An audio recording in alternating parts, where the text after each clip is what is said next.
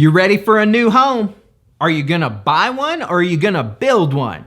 My name is Sean Larson, real estate broker and general contractor. And that's a magic question for a lot of people. Everybody, I think, dreams of a new home. There is just something about new anything. It doesn't matter if it's a home or a car or what it is. We as consumers just love new. But what does it mean to actually build a home? Okay, now you're gonna find building a home probably fits in about 2 or 3 different categories.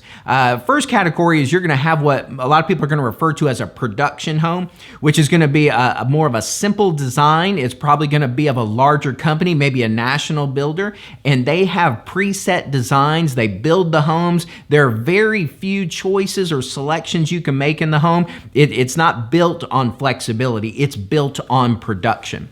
And then you're also gonna have a classification that we refer to as semi-custom. Now that's gonna be a more extensive home. The design is usually gonna be more elaborate. You as the buyer are usually gonna have more choices or opinions or selections that go into the home. You're not only gonna be selecting finishes for the home, but you'll be picking more of those, and you might even have some input about actually modifying the plan a little bit. Semi-custom is a pretty wide category. You might be able to move rooms, move walls, redesign part of the home. Some of the builders will even have in-house draftsmen that can do those changes. Okay, now you roll over to full custom. A full custom build is usually starting from zero. Okay, now it could be that you start with pre-drawn plans. Maybe you stumbled upon some plans from an architect that you love, and maybe you're able to tweak those. That's kind of more common now. I think with the digital era, plans can be kept on hand. They can be worked on across distance, and so a lot of times it's easier nowadays to start with a pre-existing plan and then make a lot of configurations or changes to that to kind of morph it into your custom home. But a lot of times that's not the case at all. It is starting from square one with an architect designing the home. You also have to have a place for the home to go. So in a production environment or a semi-custom, a lot of times those scenarios, the builder already has the lots. They might already been pre-purchased by the builder in a community. In a production community, the builder probably has all of the lots. It might be a single builder community. If you're going full custom, that can be a mix. It could be that you're able to have a residential lot within a community, but it could also mean that you need to find the land that home is going to be built on. That as well is an endeavor in itself, because you not only have to find just the right property for you, but if it's city or county, depending where that is, you also have to evaluate what is around you. You have to look long term. What is going to be built next to me, assuming the land around you is vacant? You also have to research the property to make sure it's suitable to build on. You have to look at, how are utilities going to get there? Are they at the street? Do I need to put in septic? If it's septic, do I need soil tests done? So there's a lot to evaluating the actual land even before you get rolling on the home. So you get the land, you get the architect, you start drawing. Every decision after that point, including up to that point, is yours. It's not a pre-selection and you just tweak it and make it your own. You're deciding everything. You're deciding what the exterior looks like, bricks, siding, the roof material, colors of walls, trim, the knobs on the cabinets, electrical sockets, where are they going? I want a receptacle there. Where's your lighting going to be placed? You have to select the lighting. So there is what seems like in the process an infinite number of decisions to be made. I absolutely love it. Some people just drive on all that decision making like that, because when you see the project come together, it is like the ultimate rush to see all that work out. Okay, then there's the other end of the spectrum who does not enjoy that at all. And if you talk to anybody who's built before, a lot of people will never do it again. Sometimes it was way more decisions than they thought. It also maybe had a team that maybe they didn't get along with like they thought. So it could have been a little bit of both. It could have been how intense all the decisions were, and it could be just the scenario they were working in. Maybe they needed another team to leave them with a positive experience in the end. Because after you go through all of that, you want to be left with the experience that this home is awesome. We just love it. We could never leave. Chances are high you will. I'll burst that bubble. Everybody wants to build their forever home, but a lot of times they do eventually sell and move on to another one. Hopefully they've left with a positive energy where they want to go build another one.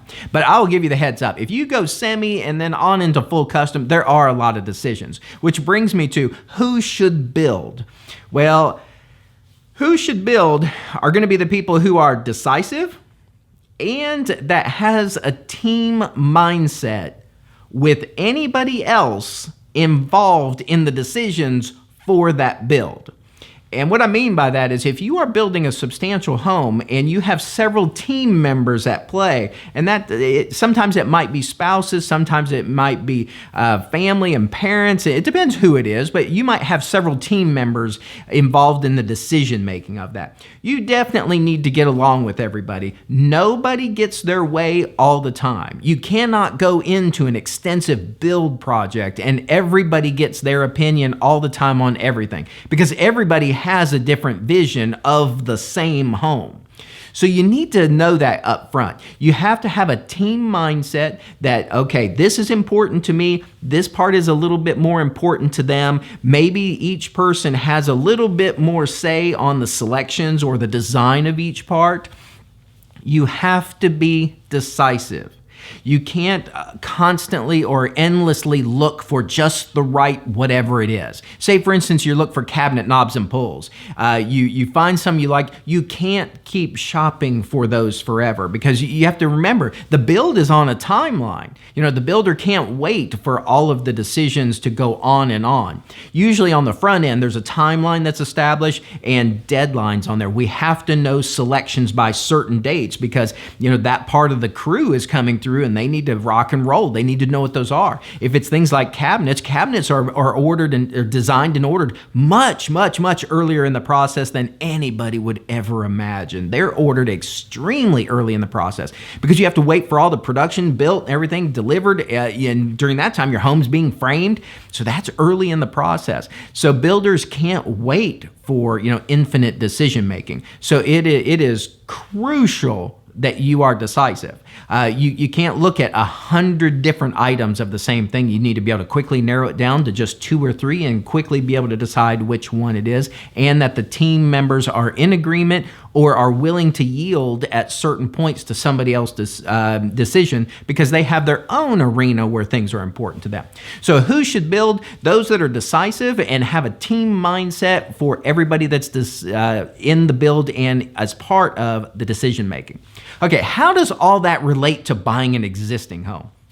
Because most people are going to buy existing homes. There are just more existings than people who are going to go build. Now, those people may go buy new homes that are already built, but they actually didn't go through the building process.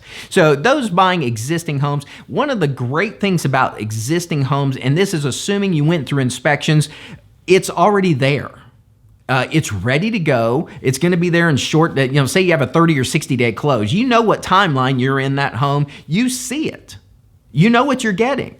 Are there pop-up surprises either with inspections or maintenance shortly after you get in? Sure, that stuff's going to happen. It's existing home. I mean, it might be, 6 months old. It might be 40 years old, but it's there. You can see it. You can already envision how you're going to live in it. And that is one thing that people sometimes have a little bit of a glitch with, is visualizing a new build. Now with software now, they can do 3D models. You get a little better idea of what it's like to navigate that home. There are some that even project full-size plans on warehouse floors and you walk through.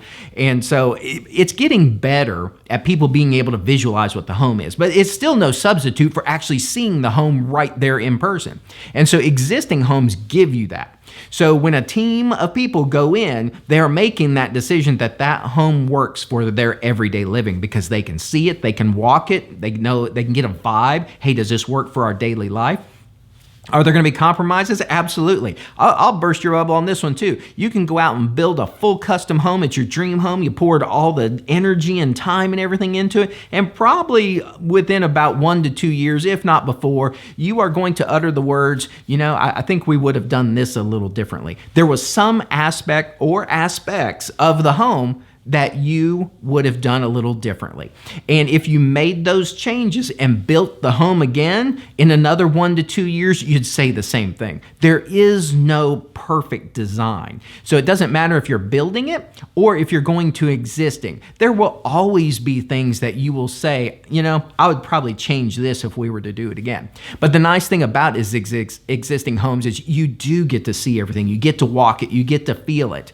And so more people are going to go existing routes. Sometimes it's a time frame. Some people don't have the time to build because, you know, a build project, you know, a smaller production home, you may be more in the range of maybe 5 months, 6 months. Sometimes it's shorter if they're smaller homes and they can just, you know, produce them in mass quantity there. But full customs can run into a year, 2 years plus, depending on how large and extensive or luxurious the product is. Some people don't have that time. They want to go live life and do something else. Some people, that is part of their life. And it is absolutely fun. I'll agree to that. So that is part of life for them. And as soon as they finish that one, live in it a while, they're going to go do it again. So there are a lot of different aspects to whether you should buy or build. But if you have any questions at all about that, I'll be more than happy to talk as long as you would like to. My name is Sean Larson, real estate broker and general contractor. I am happy to help any way I can. I hope you have a super day.